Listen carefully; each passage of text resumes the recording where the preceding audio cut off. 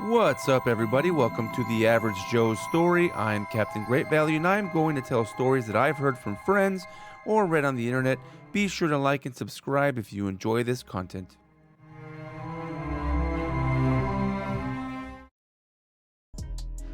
I do see that you have something on your permanent record. Is that right?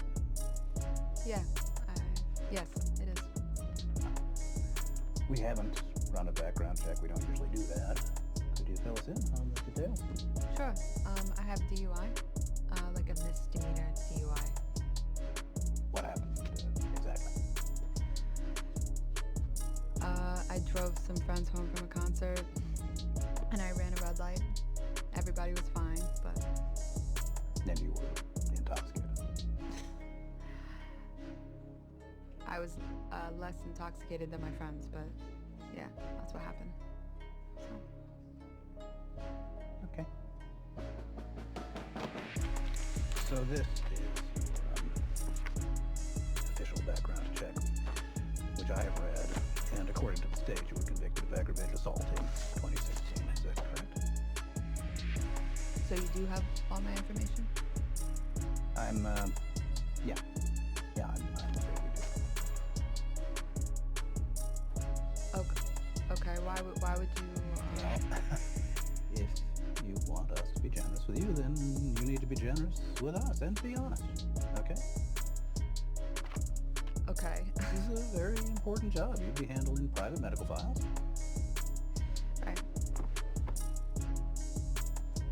Right. You're right. Sorry. Yeah, let's start over. Okay? Okay.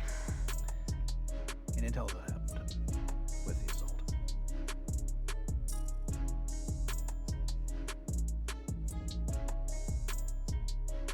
No. No. No. Why would you trick somebody like that?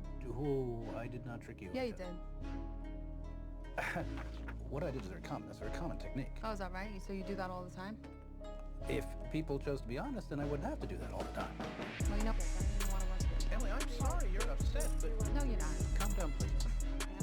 And he asked me why I want this job. It's like a $70,000 student debt. There's your Right, you need to leave. Hello, everyone. I hope you enjoyed that clip, which brings us to the topic of today's video, getting interviewed with a criminal record. Today, I'm going to be talking about stories from the internet that people have interviewing with a criminal record, whether it was easy or whether it was hard. We are going to find out. If you enjoy this content, be sure to like and subscribe and let me know in the comments if you want to hear any more of this. And on to the first story. Okay, so this first story comes from us from reddit.com, posted by I'm from Maryland, and he titled it, "I was honest about my background during an interview and it may have cost me the position." He wrote, 3 years ago, I was charged with some very serious felonies related to drugs and lost everything. Job, friends, apartment. Pretty much my whole life disappeared overnight. I blew my chances of gainful employment. Despite only being convicted of a misdemeanor, I've worked a crap job after crap job. I've been so close to a lot of good offers only to have the offer rescinded upon a quick Google search or background check. I finally applied and got an interview for a position that would let me regain stability and growth in my career. I thought things were going well and at the end asked if I had anything that might come up on a background check. I said yes and explained it was a misdemeanor for possession of a controlled substance. His follow-up question asked if it was with distribution. I shook my head no, knowing it was technically the truth, but I've lost offers for Google results before, so I'm very much expecting to not hear back. I immediately started to sweat. I could hear the panic in my voice and could see the interviewer notice the change. I'm okay if I don't get this job because it's the first time I've come up clean about it in an interview. I barely got it out, but I owned it. On to the next one and the next one. All right, that was a fairly confident story, and congrats to that guy for being honest about an interview. Honestly, I know that this I'm going to be saying this a lot throughout every story that I read, which is only a couple more, but it is without a doubt the best option to be upfront about it with your interviewer because of the fact that They want to know what kind of person you are, and they can usually tell with the millions of people that they interview, whether you're telling the truth or not.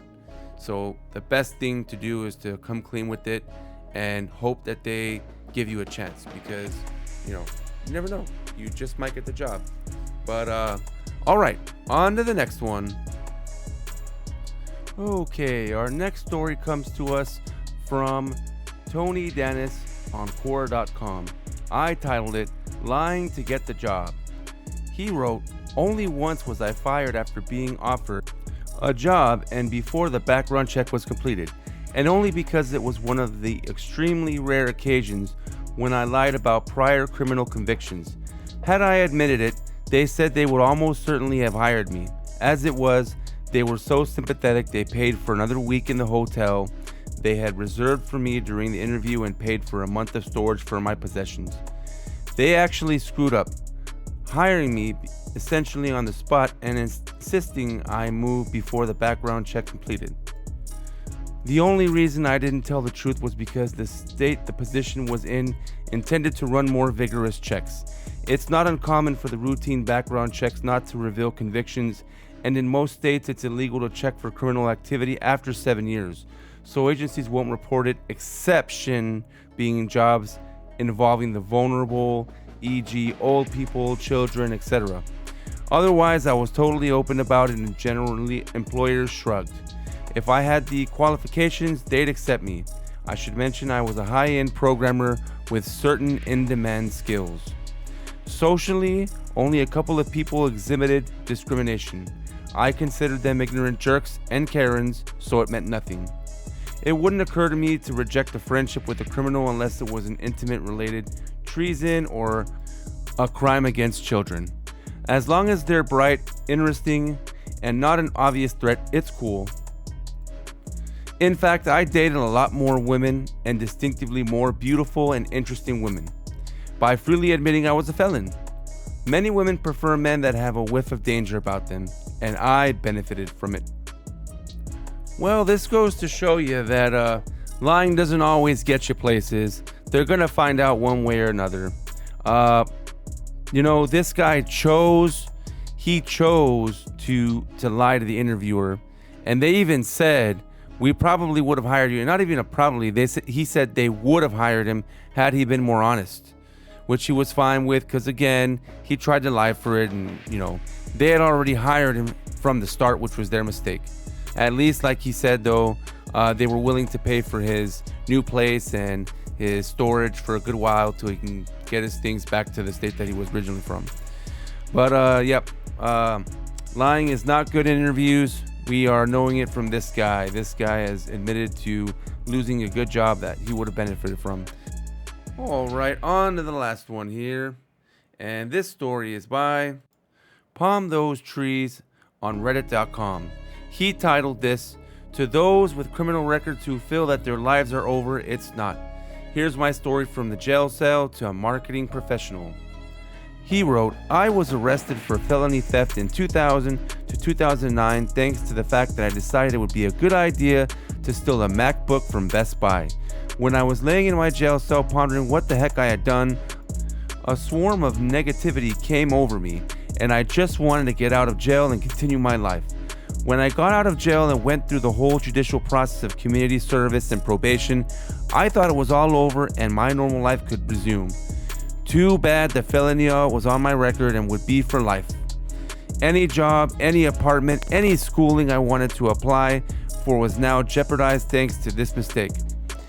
Internet searches of 'Can I get a job with theft to my record?' yielded dismal results where people would post answers such as, 'LOL, you're done, have fun flipping burgers.' In my eyes, my life was over. What was the point of even living if my future was going to be filled with disappointment and shame? I'm not really sure why I decided to continue on, but I did. Fast forward a year of self-wallowing and applied to university and graduated with a bachelor's in business.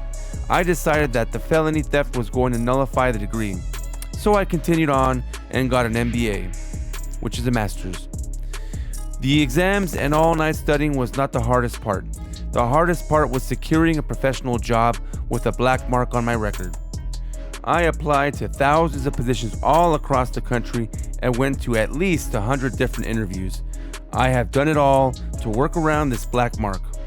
Lying on the application, downplaying it, blaming others for my mistakes, in front of the hiring manager, etc. After 99% of my interviews said no, I was starting to lose hope again. This time I was facing crippling student loan debt that was in danger of defaulting. I am happy to report that one job has given me a chance, and I have been here ever since, about 10 years. The job is on the coast of South Carolina, and I now make enough to be happy. The point here is that there is hope for all you who have criminal records and have heard nothing but LOL, you won't get a job. Keep on chugging, and I promise that you will find a job.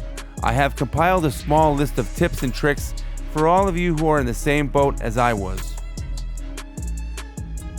His tips are: don't lie, be upfront about your record, especially if they ask on application.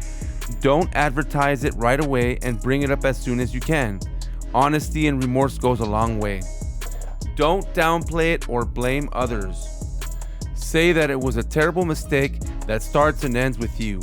Communicate that this mistake has caused you an incalculable amount of stress and remorse, and communicate the fact that it will never happen again. Turn it into a positive. Yes, I do have a criminal record, sir, ma'am. This means that I have had to work harder than my peers to get ahead. If given a chance, I will work harder and smarter than my peers to prove my worth and to prove how I can better this company.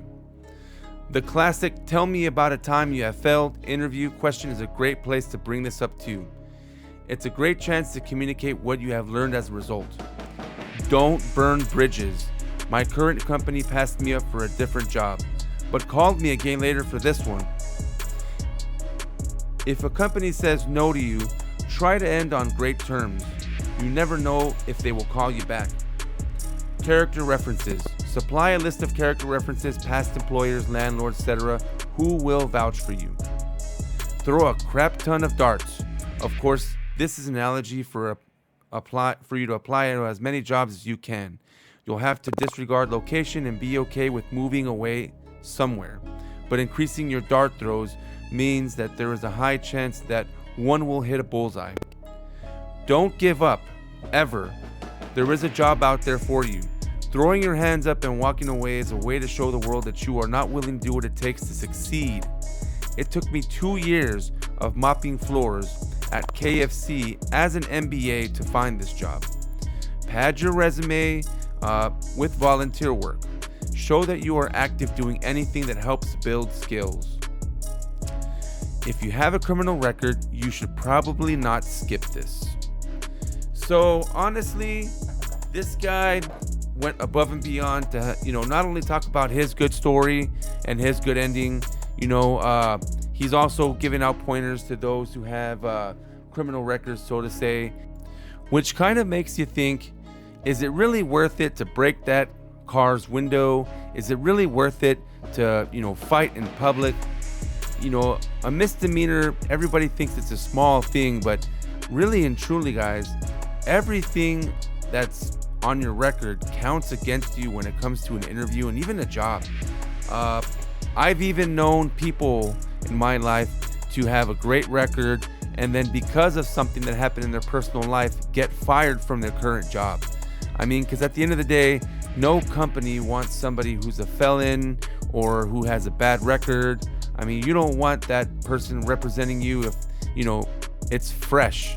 Of course, if it was in the past, that's a different story. You could turn out to be someone like this guy. But that's it, guys. I do have one final clip to show to you guys. It's somewhat of an honest turn point from the other first clip that I showed you. But even this has results that I'll talk about after this clip. Hope you enjoy. So you left college before you finished? Yes, Why? I got a felony conviction. So why didn't you go to school afterwards or a community college? I wanted to, but you know, I had legal fees and student loans and living expenses. I had to take care of my grandmother, so I had to work. Okay, so in this clip here, her friend that she waved to when she first came in was trying to quote unquote hook her up with a job. But little did she tell her that it's an internship job and that she wouldn't be getting paid for 6 months, which by the way is really crappy because really, who can afford 6 months of pay without work and still live a normal life? Actually, nobody can unless you're a millionaire. Then why would you need to work? I know that this is just a clip from, you know, a show, but still, you know, there's truth to this. You know, internships are very, very risky because yes, it could play you into a better position, but you don't know how long it'll take to get there. You don't know if you'll make the cut, and it's rare that there's even pay involved. So my advice to y'all is before you apply, make sure you know what you're getting yourself into. If it's an internship or any kind of things where it's temp jobs or anything like that, you know, make sure you know what you're getting yourself into. And even though that girl told the truth this time, unlike the first clip that I played, it still didn't work out to advantage. The interviewer was kind of asking questions that seemed very, very, you know, out of place. Well, why didn't you go to school while you had to get a job and pay for your life needs and help your grandma out? And why didn't you finish school? It's like, lady, you know, work comes first, and sometimes work gets in the way of college hours. So then at the end, she calls her spoiled, but yet it seemed to me the interviewer was very, very, very spoiled herself. And basically, that's my comment for that. I just think that maybe there are people in the world. I mean, this is obviously a show, right? But the idea comes from somewhere, and I think that some people have probably had similar experiences to this. Anyways, I hope you all enjoyed my video. Make sure to like and subscribe and leave your comments down to let me know what you all think I should put into the content of my videos, as I'm constantly looking for stories to read that are about your average everyday Joes. Thank you so much for watching, and if you really like this content, don't forget to hit that like and subscribe button. See you on the next one.